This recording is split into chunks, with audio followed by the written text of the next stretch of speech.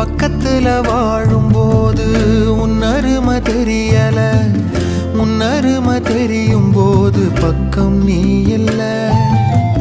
தன்னந்தனி படகு போல தத்தளிக்கும் வாழ்க்கை போல